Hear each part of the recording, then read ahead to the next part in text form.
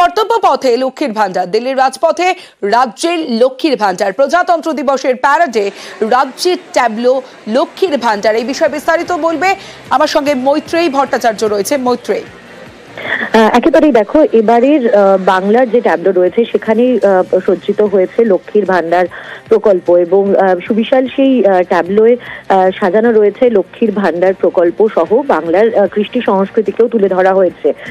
কর্তব্য পথে 26শে জানুয়ারি বাংলার যে ট্যাবলো প্রদর্শিত হবে সেখানেই এই লক্ষ্মীর ভান্ডার প্রদর্শিত হতে চলেছে। এর আগে আমরা দেখেছি একাধিকবার ট্যাবলো নিয়ে একাধিক বিতর্ক হয়েছে। বাংলার ট্যাবলো একাধিকবার খারিজ করে দেওয়া হয়েছে, থিমের সঙ্গে ম্যাচ নেই এই যুক্তি দেখিয়ে কেন্দ্রের তরফ থেকে। কিন্তু এবার এই থিম গ্রহণ করা হয়েছে এবং বাংলার লক্ষ্মীর ভান্ডার এবার কর্তব্য পথে গোটা দেশ সহ গোটা বিশ্বের সামনে উঠে আসবে বাংলা ট্যাবলোর মাধ্যমে। বেশ মৈত্রেয়ী,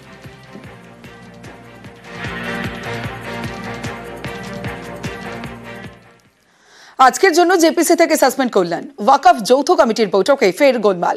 হঠাৎ বৈঠকের দিন বদল হওয়ায় রীতিমতো গন্ডগোল।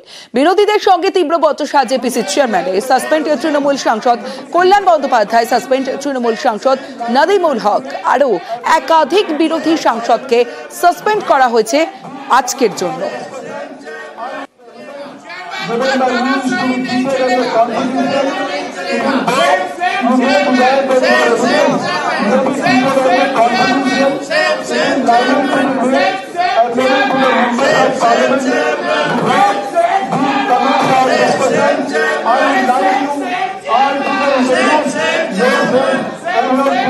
চব্বিশ এবং 25 তারিখে জেপিসির মিটিং হবে দিল্লিতে। হোয়াটসঅ্যাপে মেসেজ পাঠাচ্ছে যে 24 তারিখে ক্লজ ওয়াইজ হবে না, 25 তারিখ হবে না, 27 তারিখ হবে। তো ন্যাচারালি আমরা প্রতিবাদ করলাম, স্লোগান হয়েছে। পরবর্তীকালে ডাকলো, ডেকে আবার আমাদের সাসপেন্ড করে দিয়েছে। গোটা জেপিসিটা একটা ফার্স্ট প্রসিডিং এ তৈরি হয়েছে। চেয়ারম্যান শুধু 15 বার বেরোচ্ছে শুধু ফোন ধরার জন্য, মানে কেউ ইনস্ট্রাকশন দিচ্ছে। তা আজকেও তাই, সাসপেন্ড করার আগেও ফোন এসছে। কন্ট্রোল বাই দ্য মিনিস্টার, কোনো কথা হয় না, কোনো কথা বলতে দেয় না। এই সরকার পার্লামেন্টটাকে একদম নষ্ট করে দিয়েছে। 10 জন অপোজিশন মেম্বার বলছে তার কোনো কথা শুনবো না, এটা কখনো হয়? জেপিসি বা স্ট্যান্ডিং কমিটির পাওয়ার নেই এই সাসপেন্ড করার। সাসপেন্ড একমাত্র স্পিকার করতে পারে, সমস্ত অবৈধ কাজ। আর ওদের তো একজন সাসপেনশন মিনিস্টার ইনচার্জ হয়ে গেছে, সেটা সবাইকে সাসপেন্ড করে বলছে। Parliament is control by 2%, top 2%। পুরো গণতন্ত্র নষ্ট হয়ে গেছে, ধুলিস্যাৎ করে দিয়েছে, একদম গায়ের জোরে চালাচ্ছে দেশ। आज मीरवाइज को बुलाने के लिए ही इस मीटिंग को क्लॉज बाय क्लॉज जो मीटिंग होनी थी हम लोगों की 24 और 25 की, इसको चेयरमैन ने पोस्टपोन किया अपोजिशन के सजेशन के आधार। और एक्सपोज ये हुआ, मीरवाइज वहां बैठे रहे, मीरवाइज के सामने इन लोगों ने हंगामा किया, बदतमीजी की, और ये कहीं से भी पार्लियामेंट्री डेमोक्रेसी के खिलाफ है। यदि 24-25 को क्लॉज बाय क्लॉज मीटिंग होती तो भी 27 को मीटिंग होती, तो भी 28 को मीटिंग होती। ये अपोजिशन जो मेजोरिटी है उसकी आवाज को दबाना चाहती है, हल्ला हंगामा करती है, या किसी विषय पर बात नहीं करना चाहती है। पोजीशन पार्टी के सांसद और खासकर हमारे चेयरमैन जगदेव पाल जी जो है वो सबों को साथ लेकर चलते हैं, और मुझे लगता है कि उनको कोऑपरेट करना चाहिए और 27 को इसको पास करना चाहिए। বাংলাদেশের তদারকি সরকারের প্রধান মোহাম্মদ ইউনুস বিদেশ সফরে। আর সেই বিদেশ সফরেও ইউনুসের নিশানায় শেখ হাসিনা। সুইজারল্যান্ডের দাভোসে ওয়ার্ল্ড ইকোনমিক ফোরামের সম্মেলনে ভাষণ বাংলাদেশের তদারকি সরকারের প্রধান উপদেষ্টার।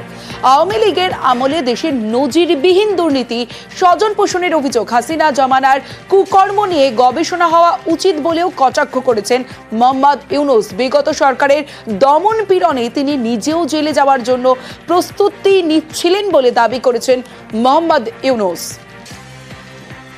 Suddenly a new government emerges, build up the economy again, let the economic machine run, because this whole thing is stopped. And when you try to start the economic machine, you say that machine is completely destroyed because money laundered away from the country. Total amount estimated is about $17 billion.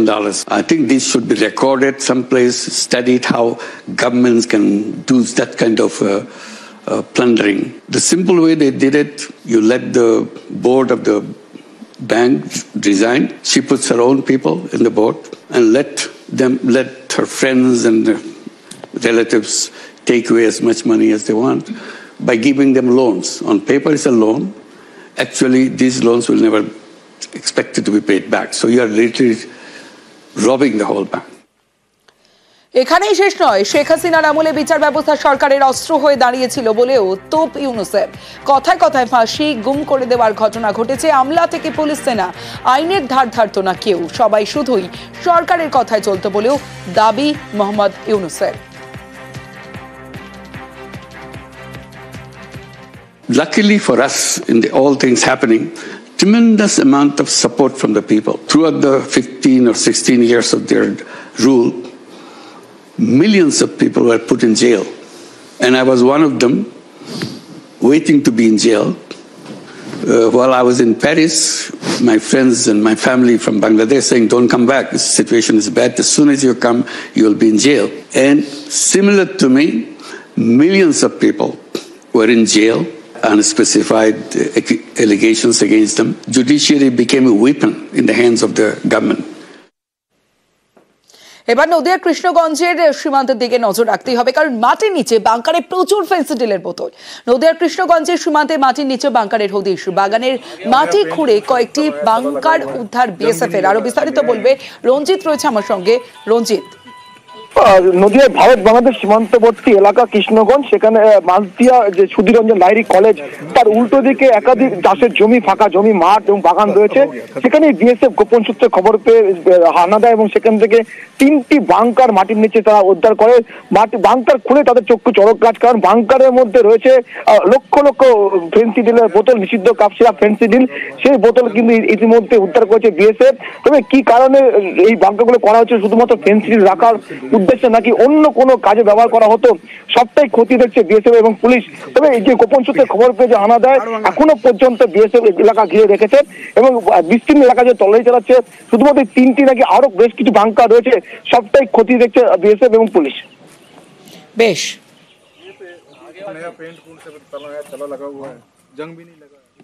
নজর রাখবো নয়াদিল্লির দিকে। আজকের জন্য জেপিসি থেকে suspend কল্যাণ বন্দ্যোপাধ্যায়। ওয়াকফ যৌথ কমিটির বৈঠক, আর সেই বৈঠকে ফের গোলমাল। হঠাৎ বৈঠকের দিন বদল, আর সেই দিন বদল হওয়ায় গন্ডগোল শুরু হয়। বিরোধীদের সঙ্গে তীব্র বচসা হয় জেপিসির চেয়ারম্যানের। সাসপেন্ড হন তৃণমূল সাংসদ কল্যাণ বন্দ্যোপাধ্যায়।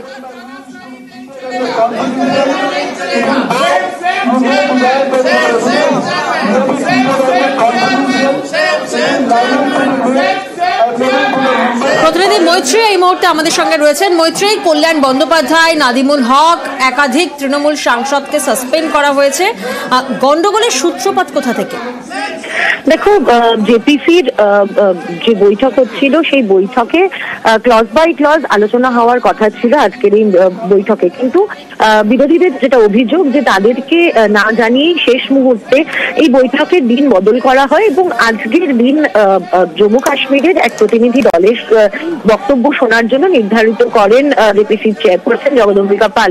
বিরোধীদের তরফ থেকে যখন দিন বদল করার জন্য অনুরোধ করা হয় বারবার করে, তখন তাদের কোনো কথা কর্ণপাত করেনি বলে অভিযোগ। এবং সেখানে বিরোধীদের অভিযোগ যে একেবারে নিজের ইচ্ছে মতো যে যৌথ সংসদীয় কমিটি রয়েছে সেটা চালনা করছেন জগদম্বিকা পাল। এবং শুধু সেটাই নয়, তিনি নিজে শুধু নন, তিনি বাইরের কোনো একটি সোর্স মারফত তাকে বিভিন্ন নির্দেশ দেওয়া হচ্ছে এবং সেই নির্দেশ পালন করছেন এবং সেই নির্দেশ পালন করতেই সাংসদদেরকে সাসপেন্ড করা হয়েছে।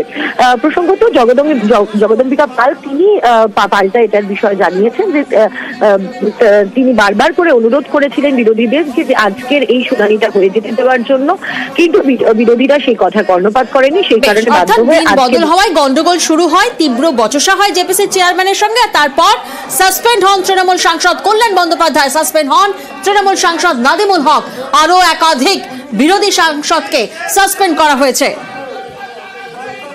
24 এবং 25 তারিখে জেপিসির মিটিং হবে দিল্লিতে। হোয়াটসঅ্যাপে মেসেজ পাঠাচ্ছে যে 24 তারিখে ক্লজ ওয়াইজ হবে না, 25 তারিখ হবে না, 27 তারিখ হবে। তো ন্যাচারালি আমরা প্রতিবাদ করলাম, স্লোগান হয়েছে। পরবর্তীকালে ডাকলো, ডেকে আবার আমাদের সাসপেন্ড করে দিয়েছে। গোটা জেপিসিটা একটা ফার্স্ট প্রসিডিং এ তৈরি হয়েছে। চেয়ারম্যান শুধু 15 বার বেরোচ্ছে শুধু ফোন ধরার জন্য, মানে কেউ ইনস্ট্রাকশন দিচ্ছে। তা আজকেও তাই, সাসপেন্ড করার আগেও ফোন এসছে, কন্ট্রোল বাই দ্য মিনিস্টার। কোনো কথা হয় না, কোনো কথা বলতে দেয় না। এই সরকার পার্লামেন্টটাকে একদম নষ্ট করে দিয়েছে। 10 জন অপোজিশন মেম্বার বলছে তার কোনো কথা শুনবো না, এটা কখনো হয়?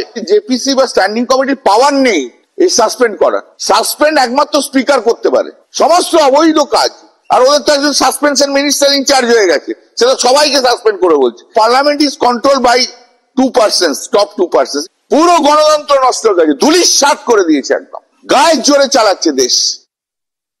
इन लोगों ने मांग किया था कि साहब जम्मू कश्मीर का कोई डेलीगेशन नहीं आया है, जम्मू कश्मीर चलना चाहिए। पहली बार हमने देखा कि ओवैसी साहब जो हाउस में पार्लियामेंट में बिल में नहीं जाते हैं वो भी बिल में आ गए। और जिस तरह से कल्याण बनर्जी ने हमको आज मतलब अनपार्लियामेंट्री वर्ड्स यूज किया, गालियां दी, जिस तरह के आरोप लगाए, मुझे लगता है सोच समझ करके मैं उनसे गुजारिश करता रहा, निवेदन करता रहा कि कम से कम जिनको हमने बुलाया उनको सुन लेने दीजिए, उसके बाद डिस्कस कर लेंगे। लेकिन आज वो हंगामा पे आमादा थे और वो लोग इस मीटिंग को आज नहीं चलने देना चाहते थे। हाउस हो पार्लियामेंट हो, उसमें बिल में आके हंगामा करना, नारे लगाना, साउटिंग करना, कि मजबूर होकर के हमारे माननीय सदस्य निशिकांत जी ने प्रस्ताव किया, उस पर सभी ने सर्वसम्मत से उनको निष्कासित कर लिया।